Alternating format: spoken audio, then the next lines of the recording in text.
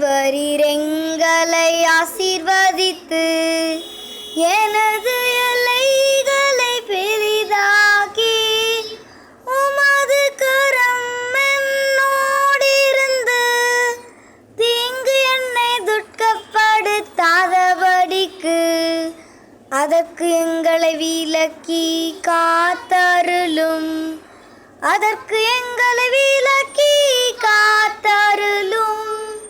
தேவரீர் எங்களை ஆசீர்வதித்து எனது எல்லைகளை பெரிதாக்கி உமது கரம் என்னோடிருந்து தீங்கு என்னை துட்கப்படுத்தாதபடிக்கு அதற்கு எங்களை விலக்கி காத்தருளும்.